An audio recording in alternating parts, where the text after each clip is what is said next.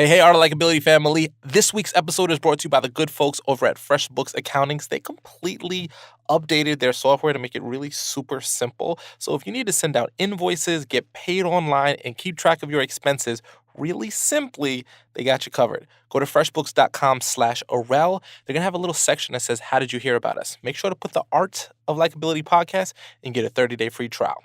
Let's jump into this week's episode. Welcome to the Art of Likability, ranked one of the top podcasts in the world.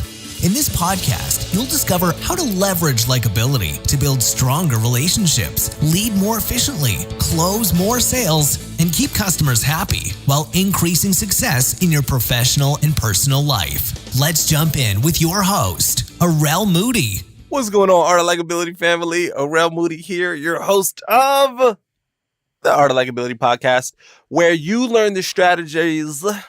I said that weird. Strategies. The strategies and the mindset and the skill sets necessary to succeed in all areas of your life. Whether you're a coach, a consultant, a professional speaker, an entrepreneur, a professional, just human, breathes air, drinks water. It's going to help you. It's going to support you in your goals, okay? So I want to talk about some strategies today that is more of a mindset that I feel that this is really necessary for a lot of people. I want you to look at your life and ask yourself, how much aliveness do you feel in your current life? Now, if you don't understand what I'm saying, it's going to be a weird thing, like, at first. Because you'll be like, Arel, we're 100% alive. So if we're living, we have aliveness. But I mean, aliveness is more of that feeling of being alive, that feeling of, like, you're not just existing, you're not just kind of floating by. A lot of us are kind of numbed by life. It's kind of like we're just floating through the process, if you will. Right? Like, create an aliveness. And there's some very simple ways to do that. The first thing is you got to get real with yourself, right? I want you to rate your life in a scale of 1 to 10. What's your level of aliveness? What's your level of feeling excited about life, feeling like you're doing things that are worthy, that you are crushing it, that you're around the kinds of peoples and environment that juice you up and make you want to just go out there and take the world on? What's your level of aliveness? Scale of 1 to 10. So give yourself a score. What's your scale of aliveness, right?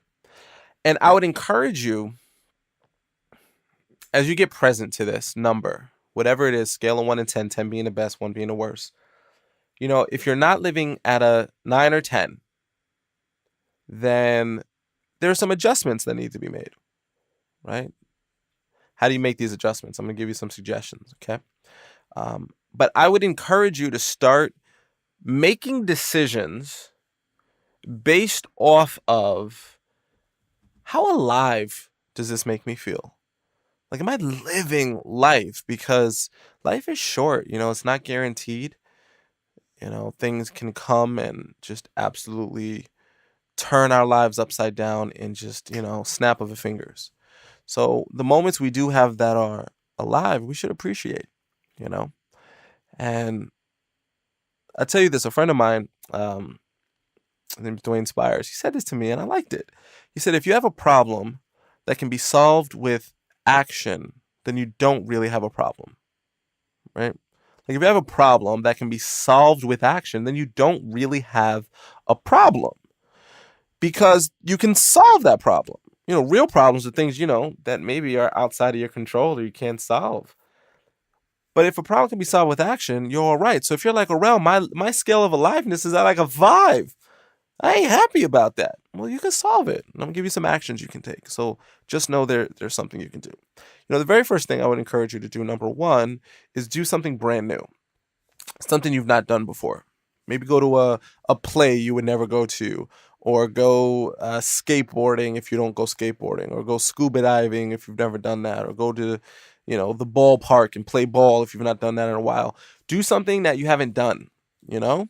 Like go do something new because when you were younger, a part of what made you feel so excited was the newness of life. When you look at a small child, everything is new to them. Everything is exciting. So you're like, hey, do you want to do this? They're like, yes! Because it's like it juices them up because it's brand new. But when we get older, we got our routines. I wake up, I do this, I go to work, I come home, I watch this, I do this, I eat, I sleep, and I do it all over and over. And all of a sudden you don't feel alive because it's just like boring routine. So create some time. Maybe listen to a new audiobook, right? So maybe you're on your commute and you're like, man, I should listen to a new audiobook. Like I just got this new audiobook. It's fiction. I never listen to fiction audiobooks. Usually my stuff is more, business or personal development. So I was like, all right, let me switch it up. Let me get a little fiction in my life, right? I'm reading Dan Brown Origin or listening to it if that's what you're curious about. Riveting story. That dude Dan Brown knows how to follow a formula, I'll tell you that much. Suspense, right? So you find something that you that's different. What's something that you want to do? Just act like randomly, like brainstorm. What's something I haven't done? And it can't be something really out of the park blue, right? Like out of the blue, like so big, like oh, I never been to Saskatchewan, and you live in London. Maybe that like you got to do a lot of planning for that, you know. Instead, maybe it's something simple like a restaurant. I've never been to this restaurant before. Let's go try out this restaurant. I've never eaten this kind of food. That newness will start creating aliveness. The second thing I want you to do, I want you to think about who are the people and what are the activities that matter most to you. The people and activities that matter most to you, and ask yourself, how much are you nurturing those?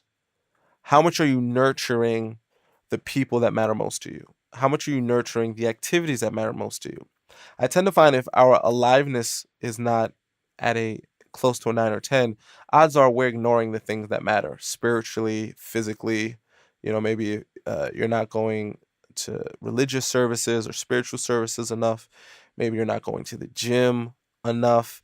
Maybe you're not calling your mom or your brother or your friend or your significant other to check in on them enough. But number two is get clarity on what's important to you and who's important to you, and ask yourself, how much are you nurturing those? Because when you nurture the things that are most important in life, life is a little bit more beautiful. Okay. Number three, I want you to think about what are the responsibilities that you need to get done that are looming over you that are causing you to feel restricted. All of us have different activities at some point that we think about and we don't want to do. But then when we think about them, they cause us unbelievable like pain. For you, it could be cleaning your room or cleaning out the garage, or maybe it's painting the house. Maybe it's fixing that dent on your car that every time you look at your car, it makes you feel unhappy, right? Like we've all got these things that we do. We're getting closer and closer to tax deadline, right? So, our good friends over at FreshBooks, if you go to freshbooks.com/Arel, Arel, they'll give you 30 free days of their software, which is a great thing to try. So if you've been like, man, I haven't got my, receipts in order. I don't feel like I got my tax game in order. And every time you think about it, you push it off, but you're like, man, April 15th is getting closer and closer and it's causing you anxiety. Like, check it out. Whether you're a business person or creative, it saves you time. It's super simple. Like they know what they're doing. They redeveloped the platform to make it easy for you to make sure that the thing that's causing you stress is not your bookkeeping and your taxes and all that jazz, right? So check it out if you haven't done so yet. Freshbooks.com/Arel. It's pretty awesome, right? But there's always something that's going to stress you out. There's always something. There's always something there that you haven't done yet. And maybe what's going to make you feel alive is the accomplishment of knowing you checked that thing off. And the thing is, many of those times, like I'll tell you a perfect example. There's this picture that's been in my house that does not have a picture in it. So we hung up some pictures on my wall. And the picture, you know how like if you buy a frame, it has a stock picture in it. Like it's some random happy couple with perfect teeth picking up a puppy or something for whatever reason. They're always picking up puppies.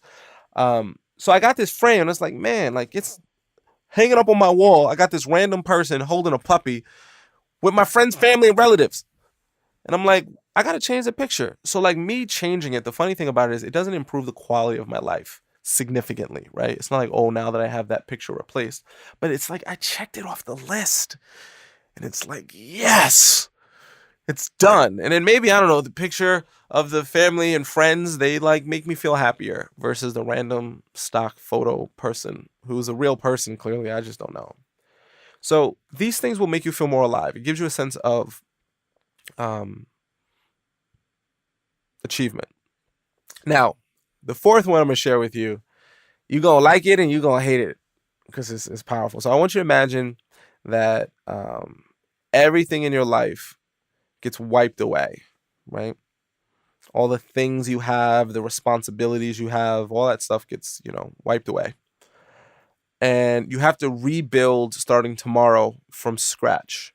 The only thing you get to take with you are your current knowledge and skill sets and memories. Okay. So, the house you live in, you don't live in it anymore. The job you do, you don't do anymore. The relationships you're in, you're not in any of those relationships anymore. Right. Now, in this hypothetical situation, the people still exist, the job still exists, like everything still exists. You just get disconnected from them. But you've got the knowledge and the skill sets and the memories that you currently have. So ask yourself, what would you keep doing and what would you stop doing?